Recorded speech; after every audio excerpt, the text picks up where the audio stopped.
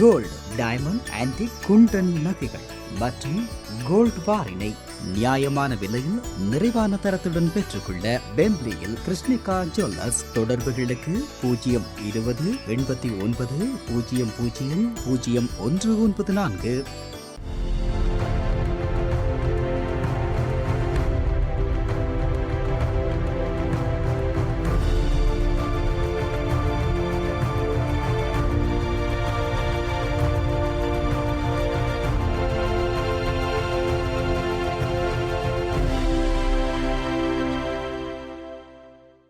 வணக்கம்.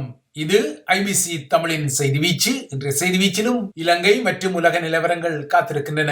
கிடக்கிறது கிடக்கட்டும், கிளவியை தூக்கி மனையிலே வெய்யன ஒரு பழமொழி உண்டு. அந்த பழமொழி போல என்னதான் நடந்தாலும் இந்த முறை ஸ்ரீலங்காவின் முதன்மை தலையாரி தேர்தல் ஓட்டத்தில் சக வேட்பாளர்களை முந்தி வெற்றி கோட்டை தாண்டிவிட வேண்டும் என்ற முனைப்பில் தற்போதைய அரசு தலைவர் ரணில் விக்ரமசிங்கே இருப்பது அவரது தீவிரமான குயுக்தி நகர்வுகளில் அப்பட்டமாகவே தெரிகிறது. ஸ்ரீலங்காவின் அரசு தலைவர் தேர்தல் களம் என்ற இந்த களத்தில் கடந்த 2 முறை தனக்கு நழுவிய வெற்றி வாய்ப்பு 19 வருட காலத்துக்கு பின்னர் மீண்டும் ஒரு முறை ஏற்பட்டுவிடக் கூடாது, நழுவிவிடக் கூடாது என்பதற்காக ரணில் தனது சாமபேத தான வியூகங்களை உள்ளூர் மற்றும் உலக அரங்கை மையப்படுத்தி தீவிரப்படுத்துவது தெரிகிறது. உலக அரங்கை பொறுத்தவரை America, Canada, Australia, Britannia, France, Germany, Netherlands, Swiss, Denmark, Italy, Sweden என ஐரோப்பிய ஒன்றிய நாடுகள் உட்பட்ட சில மேற்குலக நாடுகள் மற்றும் ஏனைய நாட்டு குடிமக்கள் தேர்தல் முடிந்த கையுடன், அதாவது அக்டோபர் மாதம் முதல் 6 மாத காலத்துக்கு இலங்கைக்குள் நுழைவிசவி இல்லாமல், அதாவது விசா இல்லாமல் நுழைவதற்கும் அனுமதி வழங்க தீர்மானிக்கப்பட்டுவிட்டது.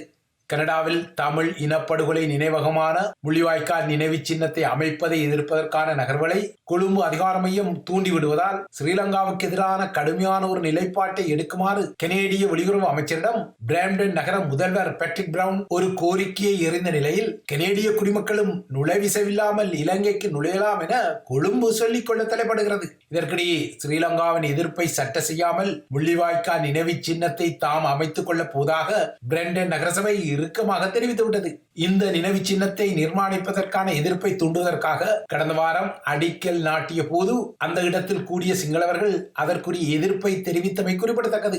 ஆனால் இந்த எதிர்ப்பு அங்கு கூடிய தமிழ் தேசிய உணர்வாளர்களால் முறியடிக்கப்பட்ட நிலையில் அதன் பின்னர் ஸ்ரீலங்கா தூதர் இந்த விடயத்தில் தனது தரப்பில் சில நகர்வுகளை செய்தார். அந்த நகர்வுகளும் சரிவராத நிலையில் கொழும்பில் உள்ள கனேடிய உயர்ஸ்தானிகர் எரிக் பால்ஸை தனது பணியகத்துக்கு அழைத்த ஸ்ரீலங்காவின் வெளியுறவு அமைச்சர் அலி சப்ரி பிராம்டன் நகர முள்ளிவாய்க்கால் நினைவு சின்னத்துக்கான எதிர்ப்பை ராஜதந்திர ரீதியில் பதிவு செய்தார். ஆனால் அந்த முயற்சியும் தற்போது ஈடுபட்டுக் கொள்ளவில்லை. இந்த நிலையில்தான் இனப்படுகொலையில் ஈடுபட்டுள்ள ஸ்ரீலங்கா அரசாங்கத்தின் இந்த நகர்வுகளை கண்டு தமது நகரம் அஞ்சிக் கொள்ள போவதில்லை என பிராம்டன் நகர முதல்வர் மீண்டும் காட்டமாக தெரிவித்ததுடன் இது குறித்து கனேடிய வெளியுறவு அமைச்சகத்துக்கும் ஒரு கடிதத்தை எழுதிவிட்டார். வெளிநாடுகள் தமக்கு சாதகமாக நடந்து கொள்ள வேண்டும் என கருதி கொள்ளும் ஸ்ரீலங்கா அரசாங்கம் உள்ளூர் தேர்தல் நடத்தை விதிகளில் அவ்வாறான ஒரு நகர்வையும் எடுக்க துணியவே இல்லை.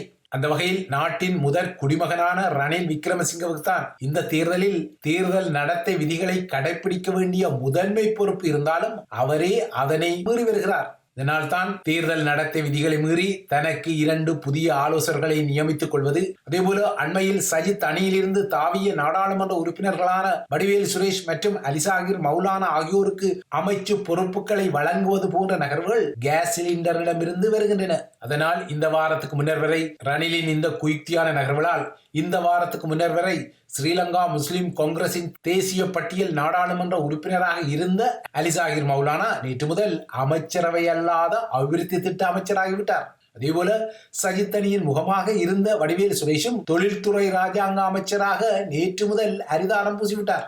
இனி என்ன, நேற்று சஜித் அணியிலிருந்து தனது நாடாளுமன்ற உறுப்பினர் பதவியை துறந்த தலதா அத்துக்கோரளவுக்கும் ஏதாவது ஒரு அரச நிறுவனத்தில் பெரியதொரு பதவி கிட்டிக்கொள்ளக்கூடும். ஸ்ரீலங்காவின் முதன்மை தலையாரி தேர்தல் களத்தில் சந்திரிகாவிடம் ஒரு முறையும் மகிந்தவிடம் இன்னொரு முறையுமாக கடந்த 2 முறைகளில் தோல்வியை தழுவிக்கொண்ட தான் இந்த முறை சஜித் அனுர நாமல் முன்னால் அதனை மீண்டும் ஒரு முறை அனுபவித்துவிடக் கூடாது என்பதற்காக இந்த சாமபேத தானங்களில் குதித்துள்ளார். ரணில் என்ற மனிதன் தான் என்ன செய்வது? எத்தனை முறைதான் தோல்வியை தழுவிக்கொள்வது?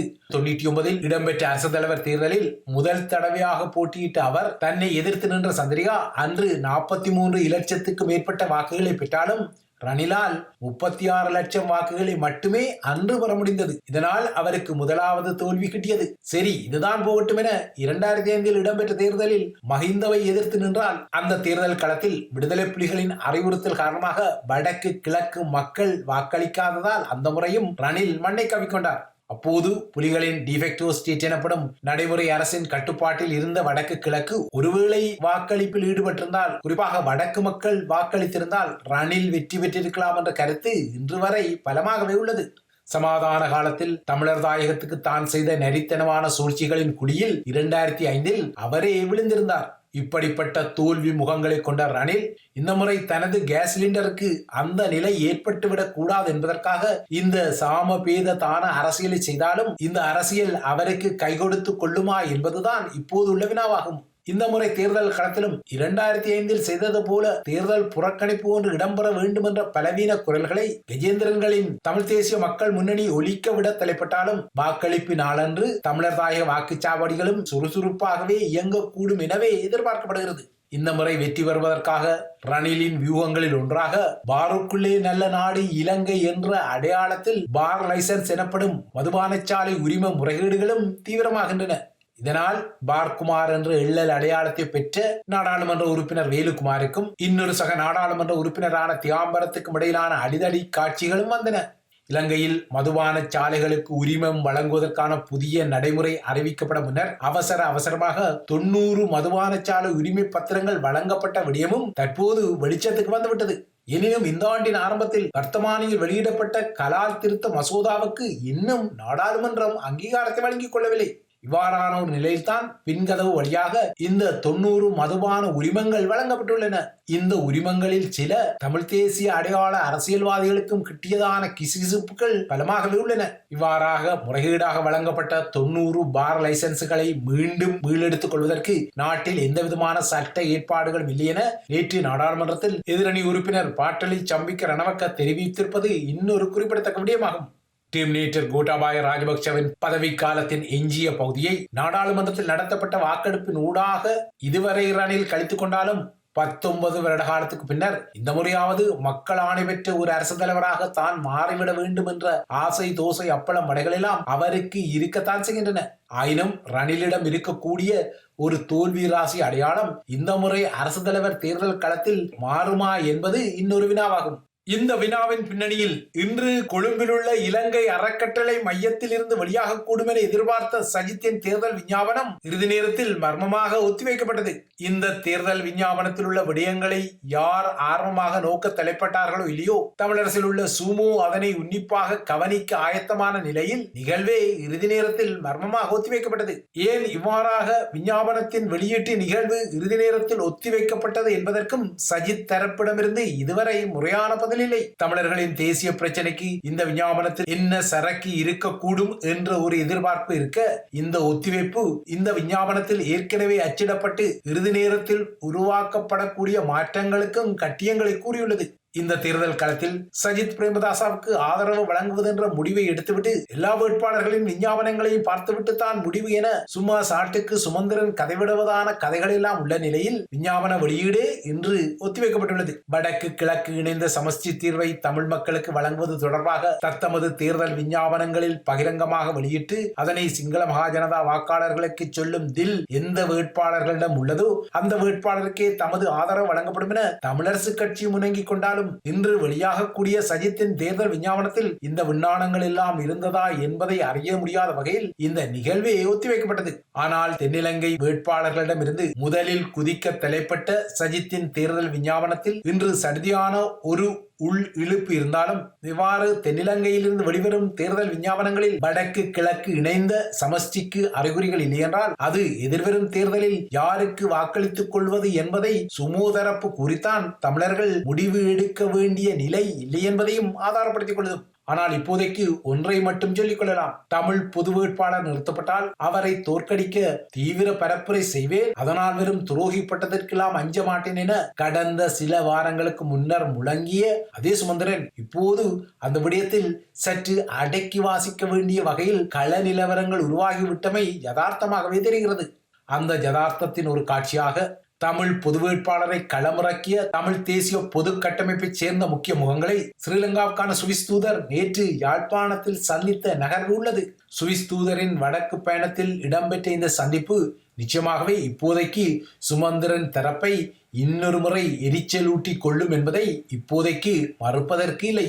இவை இலங்கை குறித்த விடயங்கள். அடுத்து உலக நிலவரங்களை நோக்கிக் கொண்டால், அமெரிக்காவின் சிகாகோ நகரில் இடம்பெற்று வரும் தமது தேசிய மாநாட்டின் ஊடாக அமெரிக்க வாக்காளர்களில் பெரும் தாக்கத்தை செலுத்த ஜனநாயக கட்சி தீவிரமாக முயற்சிகளை செய்வது அதன் 3வது நாள் நிகழ்வுகளிலும் தெரிந்தது. 2ஆம் நாள் அரங்கில் முன்னாள் அரசு தலைவர் பராக் ஒபாமா, முன்னாள் முதல் பெண்மணி மிஷேல் ஒபாமா ஆகிய முக்கிய தலைவர்கள் உரைகளை வழங்கிய நிலையில் நேற்று இன்னொரு முக்கிய அரசு தலைவரான பில் கிளின்டன் இதே அரங்கில் கமலா ஹாரிஸுக்குரிய முக்கிய ஆதரவு தளத்தை உருவாக்க பாடுபட்டார். அத்துடன் அவர் அரசு தலைவர் ஜோ பைடனையும் பாராட்ட தவறவில்லை. நேற்றைய நிகழ்வில் துணை அரசு தலைவர் வேட்பாளரான ஆளுநர் டிம் வால்ஸ் உரையாற்றிய போது கட்சியின் வேட்பு மனுவை ஏற்றுக்கொள்வது தனது வாழ்க்கையின் பெருமை என கூறினார். அத்துடன் கமலா ஹாரிஸ் எவ்வாறு நாட்டை வழிநடத்துவார் என்பதையும் அவர் தனது உரையில் கோடிட்டு காட்டினார். நேற்றைய நிகழ்வில் முன்னாள் சபாநாயகர் நான்சி பெலோசி மற்றும் அமெரிக்காவின் முக்கியமான ஊடகர் ஓப்ரா வின்ஃப்ரே ஆகியோரும் பங்கு பெற்றிருந்தனர். இந்த நிலை மறுபுறத்தை கடந்த மாத நடுப்பகுதியில் தன் மீதான படுகொலை முயற்சிக்கு பின்னர் தனது முதலாவது திறந்தவெளி நிகழ்ச்சியை நேற்று வட கரோலினாவில் நடத்திய டொனால்ட் ட்ரம்ப் தனது பாதுகாப்பை புறக்கணித்து கூட்டத்தில் பங்கெடுத்த ஆதரவாளர்களில் ஒருவரை கட்டியணைப்பதற்காக மேடையில் இருந்து இறங்கியமை உற்று நோக்கப்பட்டது. ட்ரம்ப் உரையாற்றிய இடத்தை சுற்றி குண்டுதுளைக்காத கண்ணாடிகள் பொருத்தப்பட்டு சினைப்பேஸ் எனப்படும் குறிவார்த்து சுடும் வீரர்கள் அருகிலுள்ள கட்டிடங்களின் கூரைகளில் நிலைநிறுத்தப்பட்ட பின்னணியில் ட்ரம்ப் இந்த நகர்வை செய்தார். ட்ரம்ப் மீதான படுகொலை முயற்சிக்கு பின்னர் அமெரிக்காவின் சீக்ரெட் சர்வீஸ் எனப்படும் இரகசிய சேவையின் இயக்குனர் கிம்பர்லி சீட்டில் பதவி விலகிய நிலையில் தற்போது இரகசிய சேவை முகவர்கள் ட்ரம்புக்கான பாதுகாப்பு நடவடிக்கைகளை தீவிரமாக்கி உள்ளமை குறிப்பிடத்தக்கது. தனது போட்டியாளரான கமலா ஹாரிஸின் பரப்புரை வேகத்தை தடுக்கும் நோக்கத்தில் உள்ள ட்ரம்ப் இந்த வாரம் பல முக்கிய மாநிலங்களில் பரப்புரைகளை தொடர்வது குறிப்பிடத்தக்கது.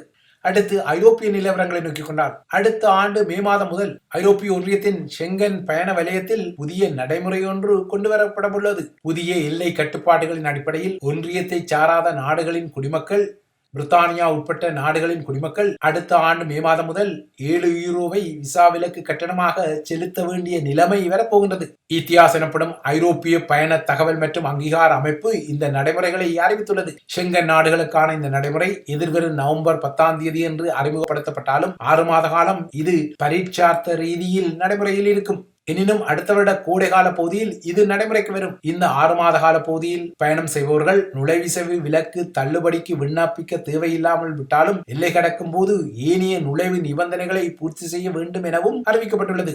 குற்றவாளிகள் இல்லையென்றால் பயங்கரவாதிகள் போலி கடவுச்சீட்டுகளை பயன்படுத்தி ஐரோப்பிய ஒன்றிய நாடுகளுக்கு நுழைவதை கடினமாக்கும் வகையில் இந்த நடைமுறை திட்டமிடப்பட்டுள்ளது. பிரித்தானியாவை பொறுத்தவரை பிரான்சுக்கு நுழையும் வழித்தடத்தில் உள்ள டோவர் துறைமுகம் மற்றும் யூரோஸ்டார் தொடருந்து தடவழியில் உள்ள லண்டன் சென்ட் பங்க்ராஸ் ஆகிய இடங்களிலும் இந்த நடைமுறை இருக்கும். எனினும் 18 வயதுக்குட்பட்ட அல்லது 70 வயதுக்கு மேற்பட்ட பயணிகளுக்கு இந்த நுழைவிசை விலக்கு கட்டணத்திலிருந்து விலக்கு அளிக்கப்படும் எனவும் ஐரோப்பிய ஒன்றியத்தின் பயண தகவல் மற்றும் அங்கீகார அமைப்பு அறிவித்துள்ளது. இவைதான் ஐபிசி தமிழின் செய்தி வீச்சு.